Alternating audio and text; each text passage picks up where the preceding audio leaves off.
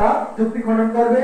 1.5 মিনিটে একটি সতর্ক ঘন্টা বাজবে এবং 2 মিনিট হলে অনবরত ঘন্টা বাজতে থাকবে যতক্ষণ না পর্যন্ত সে তার বক্তব্য শেষ করে। তাহলে এই পর্যায়ে পক্ষ দলের দলনেতা যুক্তি খনন করতে আসবে। পক্ষ দলের দলনেতা।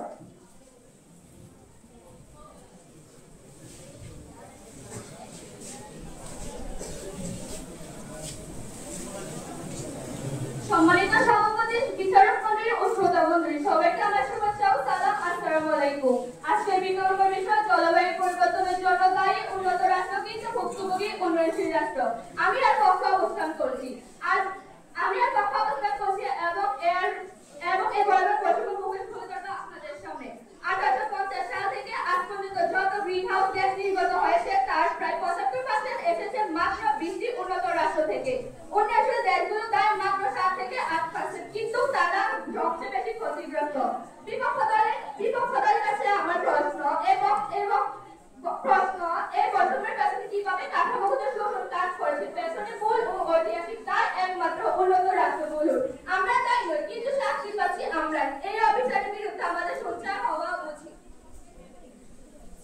1850 সাল থেকে বর্তমান পর্যন্ত কার্বন নিঃসরণে 52% জন্য দায়ী 5টি উন্নত রাষ্ট্র: যুক্তরাজ্য, চীন, জার্মান, রাশিয়া ও যুক্তরাষ্ট্র। এই 5টি দেশের পুরো বিশ্বের ইতিহাস কার্বন নিঃসরণের প্রায় অর্ধেকও বেশি তারা করেছে। মাননীয় মডারেটর, সবচেয়ে ঝুঁকিপূর্ণ 20টি দেশের মধ্যে 19টি দেশ হলো উন্নয়নশীল দেশ। তাদের নিঃসরণের হার 5%-এরও কম। উদাহরণস্বরূপ আমি বলতে পারি বাংলাদেশ, হাইতি, মিয়ানমার, সোমালিয়া, মরজাক ইত্যাদি। গত 20 বছরের প্রাকৃতিক দুর্যোগে সবচেয়ে ক্ষতিগ্রস্ত দেশগুলো হলো Bangladesh, Myanmar, Philippines, Haiti, Pakistan. এসব দেশে কার্বন নিঃসরণের মাত্রা 1%-এরও কম। 2005 সালে একটি রিপোর্ট অনুযায়ী উন্নত দেশগুলো 2009 সালে প্রতিশ্রুতি দেয় যে তারা বছরে $100 বিলিয়ন জলবায়ু সহায়তা দেবে উন্নয়নশীল দেশগুলোকে, কিন্তু বাস্তবে তারা 2023 সালে এসে দিয়েছে মাত্র $89 বিলিয়ন। তাও অর্ধেক ছিল ঋণ, কোনো অনুদান নয়। কিন্তু ক্ষতিগ্রস্ত উন্নয়নশীল দেশের জলবায়ু অভিযোজনের জন্য দরকার $215 বিলিয়ন প্রতি বছর।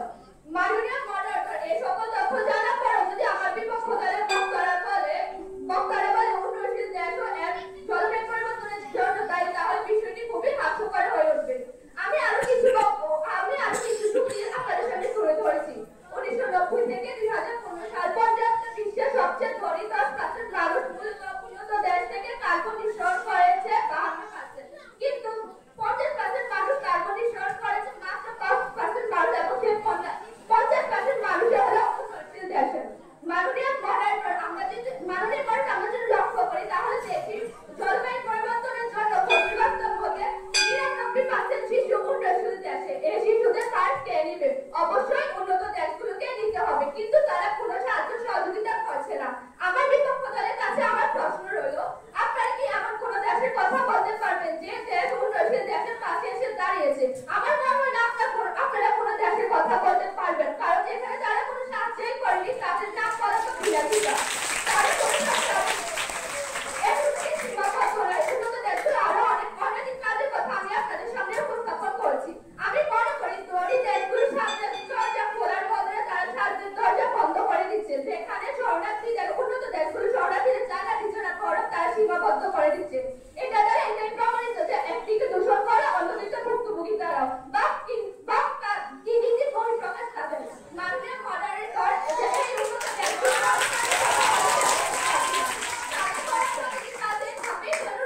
উন্নয়নশীল দেশগুলোকে মারার এক পরিকল্পনা, যেখানে উন্নত দেশগুলো নিজেদের জলবায়ু সহনশীল হতে বায়ু ফুলের ইনফ্রাস্ট্রাকচার বানাচ্ছে, অন্যদিকে উন্নয়নশীল আফ্রিকার দেশগুলোতে খাবার পানি নেই, বিদ্যুৎ নেই, বন্যার সময় আশ্রয় কেন্দ্র নেই। কিন্তু ভোগ করতে হচ্ছে উন্নত দেশগুলো, অথচ ভোগ করতে হচ্ছে গরিব দেশগুলোকে। আমার মাথায় আসে না বিপক্ষদের কোন যুক্তিতে উন্নয়নশীল দেশগুলোকে এর জন্য দায়ী করছে। একজন শিশু যেমন সপ্তমৃত্যুর কিছু খবর রাখে না, তেমনি আমার বিপক্ষ দলের কর্মকর্তা যারা প্রধান আছে তারাও যে অত শিশু নেয়। মাননীয় মডারেটর, আমি আমার বক্তব্য এখানে শেষ করছি। আসসালামু আলাইকুম।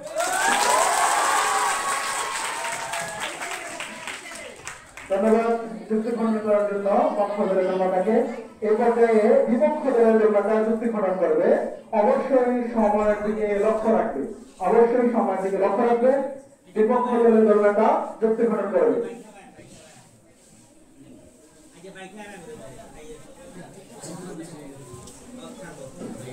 সম্মানিত সভাপতি, মাননীয় মডারেটর, সম্মানিত সভাপতি ও শ্রদ্ধার শিক্ষকগণ, সবাইকে আমার শুভেচ্ছা ও সালাম। আসসালামু আলাইকুম। আজকের বিতর্ক বিষয় হচ্ছে জলবায়ু পরিবর্তনের জন্য উন্নত দেশগুলো দেয় কিন্তু ভুক্তভোগী উন্নয়নশীল দেশ। বিপক্ষ দলের তৃতীয় বক্তায় এসে বলা গেছেন যা উন্নত দেশগুলো দেয় কিন্তু ভুক্তভোগী উন্নয়নশীল দেশ। তাকে এমনি হয় জাপান ইউরোপের রেলপথ বিদ্যুৎ তৈরি করে, কয়লা ও তেল ব্যবহার করে বহুগুণ পারে, বন উদ্যান শুরু করে শিল্প ও রেলপথ তৈরির জন্য। যুদ্ধখানের দূষণ 1944 থেকে 1985 সালের প্রথম ও দ্বিতীয় বিশ্বযুদ্ধের সময় প্রচুর জ্বালানি পড়ছে। যুদ্ধযন্ত্র যেমন জাহাজ, বিমান, বোমা সবচেয়ে পরিবেশের জন্য দূষণ ও ধোঁয়া হয়ে থাকে। বর্তমান বাংলাদেশের প্রকৃতির কম দিন দিন কমছে। পরিবেশের বিজ্ঞানীর মতে কোন দেশের সামান্য শিল্প বিলোপ শুরু থেকে 1760 থেকে 1850 সালে ইংল্যান্ড, ফ্রান্স, জার্মানির মতো দেশ কয়লা জ্বালিয়ে কিভাবে তারা কারখানা শুরু করছে। কার্বন ডাই অক্সাইড নিঃসরণ হঠাৎ বেড়েছে, বড় বড় শহর বায়ু দূষণ ও কুয়াশায় বেড়েছে। দ্বিতীয় শিল্পগুলো 1850 থেকে 1944 সালে যুক্তরাষ্ট্রের পরিবেশের জন্য যে দেশগুলো দায়ী হয়েছে তা আমাদের প্রশ্নমত পরিবেশ বিজ্ঞানী দিয়েছেন। পরিবেশ বিজ্ঞানী দিয়েছেন যে বাংলাদেশের উন্নয়নশীল দেশগুলো বিভিন্ন কলকারখানা বসবাসের কারণে আমাদের এই দেশগুলো ধ্বংস হয়েছে। যেমন ধ্বংস হয়েছে তেমন পরিবেশ আমাদের মানসিক শরীরেও ক্ষতি হয়েছে। প্রাকৃতিক দুর্যোগ জলবায়ু পরিবর্তনের প্রভাব হ্রাসে আমাদের এখন পদক্ষেপ নিতে হবে। নতুন না কিন্তু উন্নত মানব সভ্যতার স্বপ্ন অচিরে দুঃস্বপ্ন হবে। এই বলে আমার বক্তব্য এখানে শেষ করছি। ধন্যবাদ মাননীয় মডারেটর, ধন্যবাদ।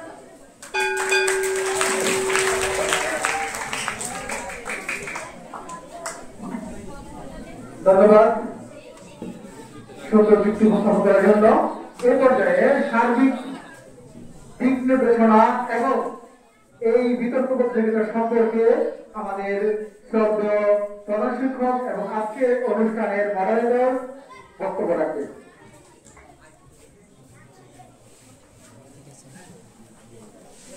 আজকের এই বিতর্ক অনুষ্ঠানে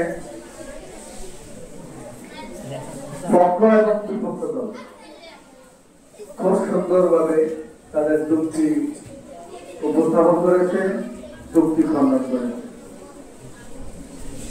আমি ধন্যবাদ জানাচ্ছি পক্ষ দলের সকল সদস্যকে, বিপক্ষ দলের সকল সদস্যকে।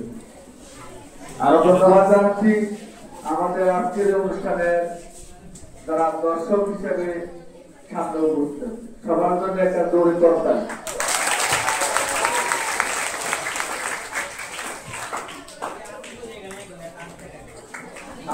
আমরা কিন্তু কৃপণ পেয়েছি, কৃপণ তারা হাততালি দেয় নাই, তাই করবো।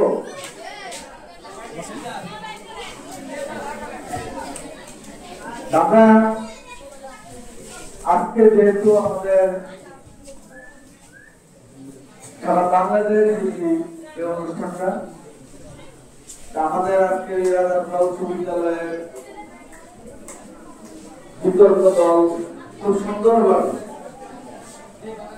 তাদের সর্বোচ্চ জ্ঞান দিয়ে তারা যুক্তিগুলি উপস্থাপন করেছে। আমি আশা করবো বিচারকরা অনেক কষ্ট হয়েছে তাদের ফলাফল নির্ধারণের জন্য। একজন চাকরির থেকে আরেকজন চাকরি খুব কাছাকাছি, কোথায় যে নাম্বার দিবে আমি খেয়াল করেছি, বিচারকরা চিন্তা করে গেছে। যত সুন্দর এই অনুষ্ঠান হোক, তার মধ্যে কিছু ভুল আমাদের ছিল, সময়ের প্রতি খেয়াল রাখতে হবে। মনে রাখবা, বিতর্ক প্রতিযোগিতায় ভালো ফলাফল পাওয়ার মাধ্যম হলো সময়ের প্রতি খেয়াল দেওয়া। কারণ নাম্বার তোমার না অর্ঘ তার বেশি নষ্ট হয় সময়ের প্রতি। এর মধ্যে আমাদের কাছে ফলাফল এসে পৌঁছতে, আমরা ফলাফল দেওয়ার আগে ভবিষ্যতে আমরা যেন জেলা পর্যায়ে, উপজেলা, জেলা, অঞ্চল পর্যায়ে, জাতীয় পর্যায়ে অংশগ্রহণ করতে পারি সেই আশাবাদ ব্যক্ত করছি। পরবর্তীতে উপস্থিত বক্তব্য, যারা উপস্থিত বক্তব্য আছেন তারা প্রস্তুত থাকো, ফলাফল কিছুক্ষণের মধ্যেই আসবে। আমার কাছে সত্যি খুব আনন্দ লেগেছে এবং আমি নিজেকে উৎসাহ করছি যে আমাদের বিদ্যালয়ের শিক্ষার্থীরা এত সুন্দর বক্তব্য দিতে জানে।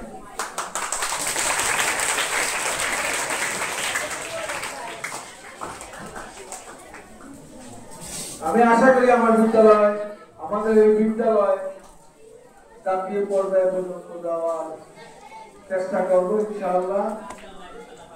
ভবিষ্যতে আমাদের যারা ষষ্ঠ শ্রেণী, সপ্তম, অষ্টম শ্রেণী, তাদের কাছ থেকে আমরা আরো ভালো ভালো চাকরি বের করে নিয়ে আসতে পারবো। আমাদের ডিভাইডিং ইংলিশও আছে, আমরা ইংলিশ ডিভাইডিং শুরু করবো।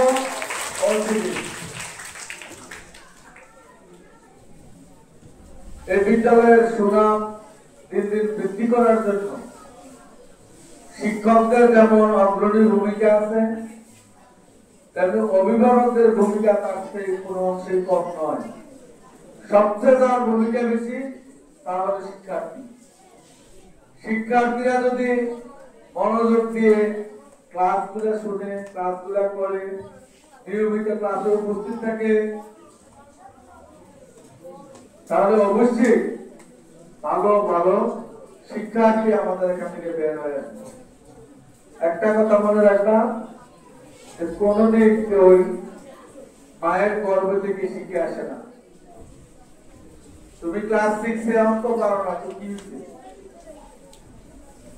শিখবো? মনে করবো এটা আমার প্রথম শ্রেণী, আমি এখান থেকে যোগ বিয়োগ শিখবো, গুণ ভাগ শিখবো, এবিসিডি শিখবো, আমি এখান থেকে শিখবো।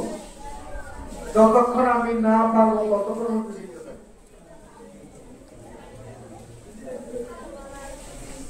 তো আমরা ফলাফল আমাদের প্রশ্নকে যারা দর্শক আপনার আজকে যারা জয়ী দল হবে তাদেরকে যেমন শুভেচ্ছা জানাবে, যারা বিজিত হবে তাদেরকেও ধন্যবাদ জানাতে কারো ভুলতে করবেন।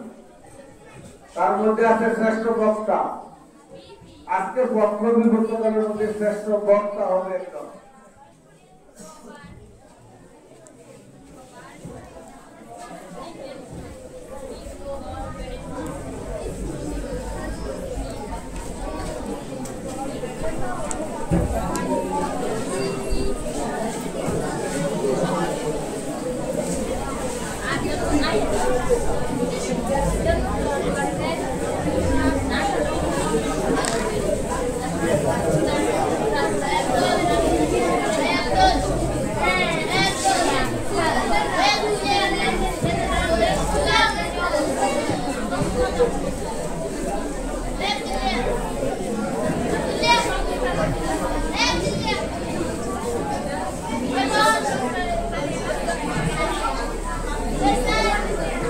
আমাদের সম্মানিত বিচারক মন্ডলী,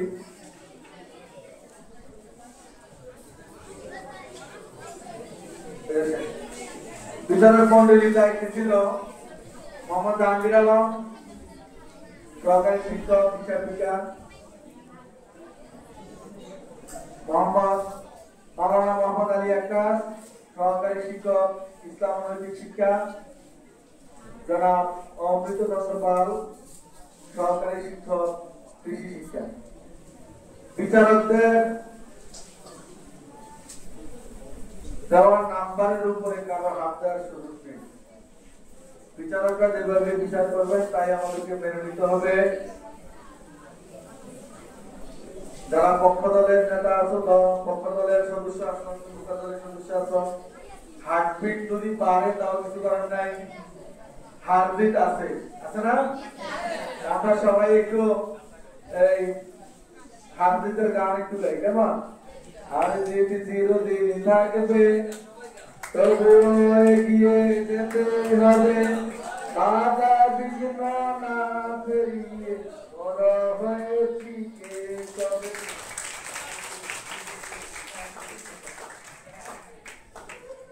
হাদিস থাকবে না? আজকে অবশ্যই বিপক্ষ দল খুব ভালো বক্তব্য দিচ্ছে। বিপক্ষ দলে কারা? বিপক্ষ দল কি? তোমরা বিপক্ষ। বিপক্ষ দল খুব ভালো বক্তব্য দিচ্ছে, পক্ষ দল ভালো বক্তব্য দিচ্ছে নিঃসন্দেহে, নাকি?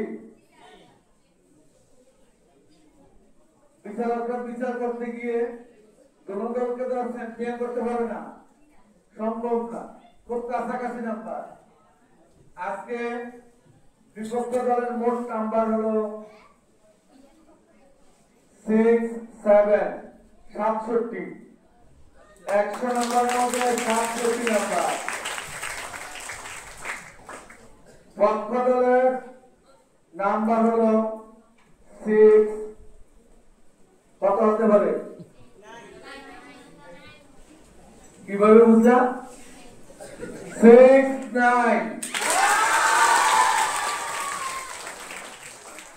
তাহলে আজকের বিজয়ী পক্ষ দল।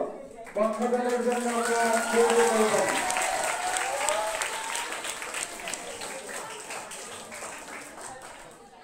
আমরা পক্ষ দলের জন্য 3 তালি বাজাই করি।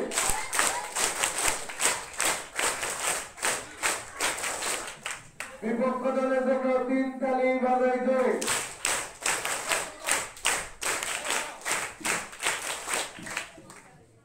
বসো। আজকের শ্রেষ্ঠ বক্তা, এখানে আমার কিছু আপত্তি আছে।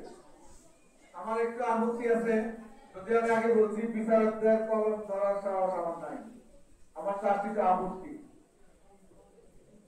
আপত্তিটা হলো সময়। অবশ্যই ভালো বক্তব্য দিচ্ছে, কিন্তু সময়ের প্রতি খেয়াল রেখে নাই। তারপরেও সে শ্রেষ্ঠ বক্তা, পক্ষ দলের দলনেতা রহিমা আক্তার, মোট নাম্বার 27.5।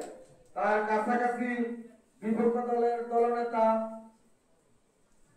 মাইশা আক্তার 34। মাইশার নাম্বার অনেক ভালো ছিল, কিন্তু মাইশা লাস্ট যুক্তি খণ্ডনে বক্তব্য দিতে পারেনি, সময়ের অপচয় করছে। সে সময় বেশি সময় নিয়েছে আর সে সময় শেষ করতে পারেনি। শিক্ষা নিয়ে এখান থেকে আমার জন্য যা বরাদ্দ তা আমি শেষ করতে হবে। আমি যদি দৌড় দেই আমার ফিনিশিং এ যেতে হবে, যদি অসুস্থ হই খেয়াল করতে হবে। জনগণের জন্য আমরা 3 তালি বাজাই জোরে।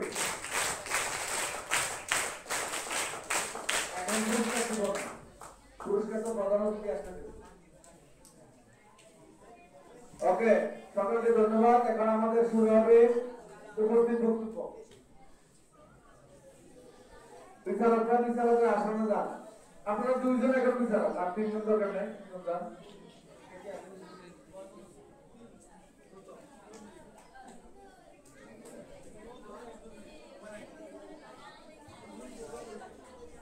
ধন্যবাদ আমাদের সভাপতি মোহাম্মদ কামরুল স্যারকে।